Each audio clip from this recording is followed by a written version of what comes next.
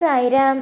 என் அன்பு செல்லவே, என்னுடைய அழகான தங்கமே, வாழ்க்கையில் ஒவ்வொரு பொழுதிலேயும் ஒவ்வொரு நொடியிலேயும் உன்னை நான் பார்க்கிறேன். இன்று உன்னை சந்திக்க முக்கிய காரணம் உண்டு.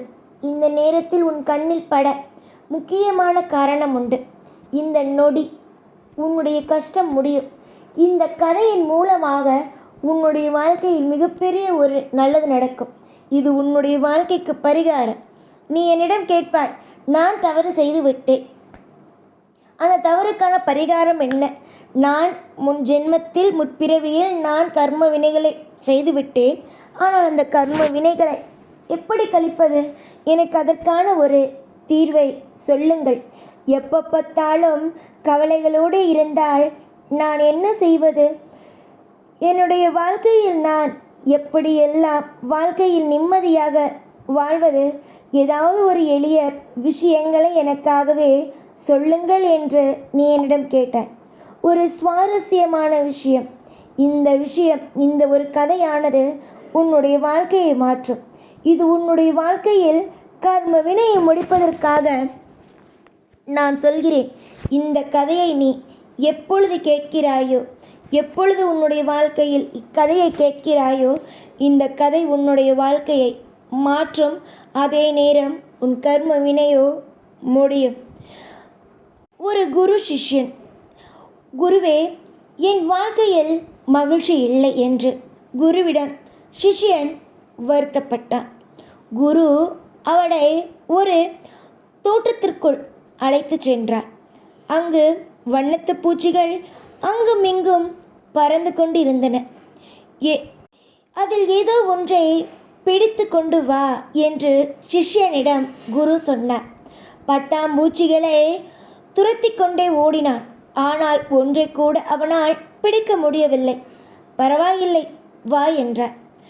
நாம் இந்த தோட்டத்தில் அழகை ரசிக்கலாம், இங்கு வா என்று அவனை தோட்டத்திற்கு நடுவே அழைத்து வந்தார் குரு.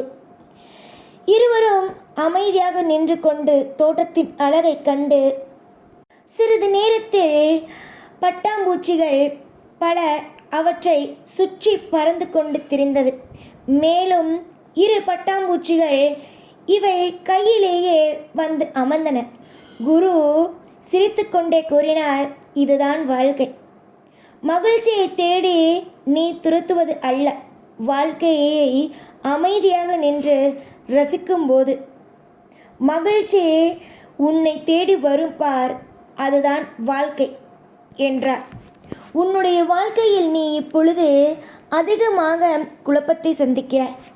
நிறைய நேரம், நிறைய பொழுதுகள் நீ எப்போ பார்த்தாலும் எல்லா நிமிஷத்திலேயும் நீ சந்தோஷம் வேண்டும் வேண்டும் வேண்டும் வேண்டும், பணம் வேண்டும் வேண்டும் வேண்டும் என்று ஓடுகிறாய். நீ ஒரு நாள் அமைதியாக இருந்து பார், தானாக உன்னை தேடி வரும். புரிந்ததா? அதனால் எப்பொழுதும் எல்லா விஷயத்திலேயும் எனக்கு சந்தோஷம் வேண்டும் சந்தோஷம் வேண்டும் என்று ஓடக்கூடாது. சந்தோஷம் தானாக வரும். அதுக்கு ஒரு விஷயத்தை சொல்கிறேன். ஒரு நாள் சாவியை பார்த்து சுத்தியல் கேட்டது, உன்னை விட நான் வலிமையானவனாக இருக்கிறேன், ஆனால் ஒரு பூட்டை திறக்க நான் மிகவும் சிரமப்படுகிறேன், ஆனால் நீ சீக்கிரம் திறந்து விடுகிறாய், அது எப்படி என்றது. அதற்கு சாவி சொன்னது, நீ என்னை விட பலசாலிதான், அதை நான் ஒப்புக்கொள்கிறேன். பூட்டை திறக்க நீ தலையில் அடிக்கிறாய், ஆனால் நான் பூட்டின் இதயத்தை தொடுகிறேன் என்றது. இதிலிருந்து நீ என்ன கற்றுக்கொள்கிறாய்? அன்பிற்காகவும் என்று ஓடக்கூடாது. அன்பான வார்த்தையை 4 நபரிடம் பேசும் பொழுது தானாக அவர்களுடைய இதயமானது திறக்கப்படும். நீ எப்பொழுதும் சுத்தியல் போல இருந்து தலையில் குட்டிக்கொண்டே இருக்க வேண்டும், உன் குடும்பத்தை உன் கையில் வைத்துக்கொண்டு இருக்க வேண்டும் என்று நினைக்காதே. அன்பாக பேசு. உன் இதயம் முழுவதும் இதயத்திலிருந்து பேசு. உன்னுடைய வாழ்க்கையில் எல்லாமும் ஜொலிக்க ஆரம்பிக்கும். காலம் முழுக்க உன்னுடைய வாழ்க்கையில் நிறைய மாற்றங்களும் நிறைய விதமான ஏற்றங்களும் வருகிறது.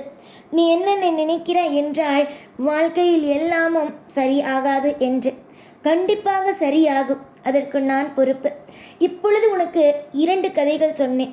இந்த 2 கதைகள் மூலமாக எப்படி என்னுடைய கர்ம வினை போகும், எப்படி பரிகாரமாகும் என்றால், இந்த 2 கதையை வைத்துக்கொண்டு நீ என்ன செய்வாய் தெரியுமா? அடுத்தடுத்து உன் வாழ்க்கையை மாற்றுவாய்.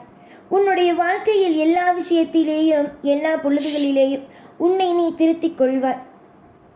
ஒரு வாக்குகள் உன் காதில் வந்து சேர்கிறது, ஒரு நல்ல விஷயம் உன்னுடைய காதுக்கு வந்து சேர்கிறது என்றால் அதைவிட திருப்தி என்பது ஒன்றுமே அல்ல, அதைவிட அற்புதம் என்பது ஒன்றுமே அல்ல.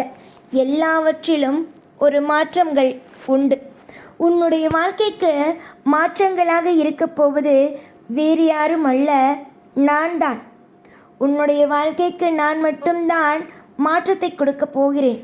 நீ எத்தனையோ விஷயங்களை கேட்கிறாய், எதையுமே நான் தரவில்லை என்பதையும் நினைக்கிறாய். ஆனால் இனி வரும் நாளில் மொத்தமும் தருவேன். என்னிடமிருந்து அள்ளிக்கொள்ளலாம் நீ.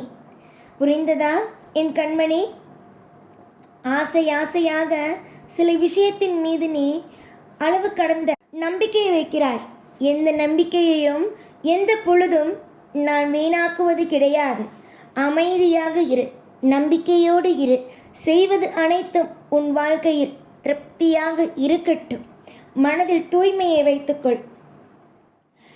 இந்த குரு சிஷ்யன் கதையும் இந்த சாவி கதையும் உன்னுடைய வாழ்க்கையை மாற்றும், உன்னுடைய கர்ம வினையை கழிக்கும், உன்னுடைய வாழ்க்கையில் அடுத்த கட்டத்திற்கு கொண்டு செல்லும். எதையும் சம்பந்தமில்லாமல் செல்லவில்லை. உன்னுடைய வாழ்க்கையில் எல்லா விஷயத்தையும் சம்பந்தத்தோடு தான் சொல்கிறேன். எல்லா விஷயத்தையும் உன்னுடைய வாழ்க்கையில் அற்புதத்தோடு தான் சொல்கிறேன். எல்லா விஷயத்தையும் உன்னுடைய வாழ்க்கையில் நான் நிறைய மாற்றங்களோடு தான் சொல்கிறேன். எல்லாமும் நல்லதாக நடக்கும். எல்லாமும் உனக்கு பிடித்ததாகவே நடக்கும். எல்லாவற்றுக்கும் சில அற்புதமான வழிகள் உண்டு. அந்த அற்புதமான வழிகளும் அதிசயமான வழிகளும் உன்னுடைய வாழ்க்கைக்கு அடுத்தடுத்து உதவியாக இருக்கும். என்னை பொறுத்த வரைக்கும் நல்லது செய்வேன் என்று முடிவெடுத்து விட்டேன் என்றால் கண்டிப்பாக உன்னுடைய வாழ்க்கையில் உதவிகளை செய்வேன். என்னை பொறுத்த வரைக்கும் நான் ஒரு நபருக்கு உதவி செய்கிறேன் என்று வாக்கு கொடுத்து விட்டேன் என்றால் கண்டிப்பாக உதவிகளை செய்து வாழ வைத்து விடுவேன். அதை விட்டுவிட்டு கஷ்டப்படுத்துவேன், கவலைப்படுத்துவேன் என்று எதையும் நினைத்து குழம்பி தவிக்க வேண்டாம். நிறைய மாற்றத்தை பார்க்க போகும் உன்னுடைய வாழ்க்கையில் இனி எல்லாம் நல்லது மட்டுமே நடக்கும். என்னை பொறுத்த வரைக்கும் என்னுடைய பிள்ளைகள் எப்பொழுதும் நலமோடும் வளமோடும் இருக்க வேண்டும். உன் கர்மவினை கழிந்து அடுத்த கட்ட வாழ்க்கைக்குள் நகர இருக்கிறாய். சந்தோஷமாக இரு. ஓம் சாய்ராம்.